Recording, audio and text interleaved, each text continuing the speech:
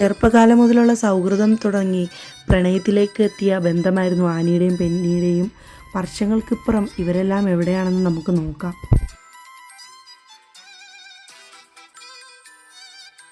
വിവാഹശേഷം ആനിയും ബെന്നിയും കിളിവീട്ടിൽ തന്നെയായിരുന്നു താമസം. എന്നാൽ പിന്നീട് ആനിയുടെ പപ്പ ഒറ്റയ്ക്കായതിനെ തുടർന്ന് ബെന്നിയും ആനിയും കുഞ്ഞുങ്ങളും സിംഗപ്പൂരിലേക്ക് പോവുകയായിരുന്നു. ഒറ്റപ്പെടലിൻ്റെ വേദന അറിയാവുന്നത് കൊണ്ട് തന്നെ ബെന്നിയും കുഞ്ഞുങ്ങളും അതിന് തയ്യാറായിരുന്നു. അങ്ങനെ അവരെല്ലാവരും സിംഗപ്പൂരിലായിരുന്നു പിന്നീട് അവരുടെ ജീവിതവും പഠനവുമെല്ലാം. ഇതാണ് ആനിയുടെയും ബെന്നിയുടെയും കുഞ്ഞു മാലാഹ. ഇവരുടെ മൂന്നൂരുടെ പഠനമൊക്കെ കഴിഞ്ഞു. ഇപ്പോൾ മൂന്നുപേരും ജോലിക്കൊക്കെ പ്രവേശിച്ചിരിക്കുകയാണ്. എന്നാലും ചാച്ചൻ്റെ കുഞ്ഞു മക്കൾ തന്നെയാണ് ഇവരെല്ലാം ഇപ്പോഴും.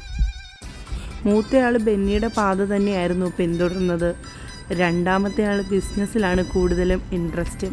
അതിലോട്ടാണ് ഇപ്പോൾ ഫോക്കസ് ചെയ്യുന്നതുമെല്ലാം. അനുമോളും IT ഫീൽഡിലാണ് വർക്ക് ചെയ്യുന്നത്.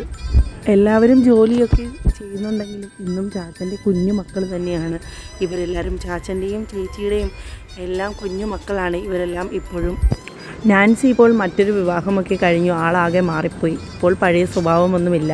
ആളിപ്പോൾ നല്ലൊരു ഭാര്യയും അതുപോലെ തന്നെ ഒരു ബിസിനസ് വുമണുമാണ്.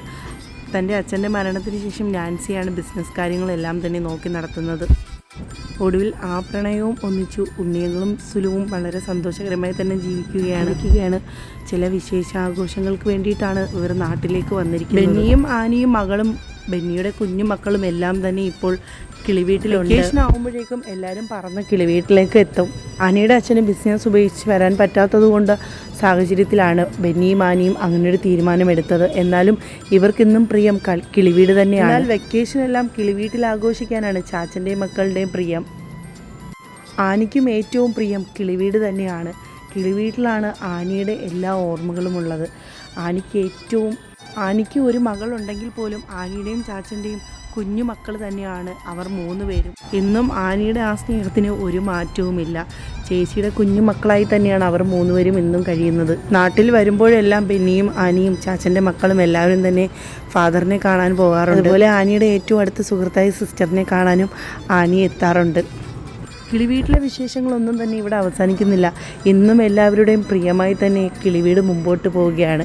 ആനിയും ചാച്ചനും കുഞ്ഞു മക്കളും എല്ലാവരും തന്നെ വളരെ സന്തോഷകരമായി തന്നെ മുമ്പോട്ട് പോവുകയാണ്. ഇപ്പോഴും ചാച്ചൻ്റെ കുഞ്ഞുമക്കളായും ആനി ചേച്ചിയുടെ കുഞ്ഞുമക്കളായും തന്നെയാണ് അവരെല്ലാം കഴിയുന്നത്. ചാച്ചനെ കൊണ്ട് ചെയ്യാൻ പറ്റാത്ത കാര്യങ്ങളെല്ലാം തന്നെ ആനി ചേച്ചിയെ സോപ്പിട്ടാണ് ചാച്ചനെ കൊണ്ട് അവർ നേടിയെടുക്കുന്നതും.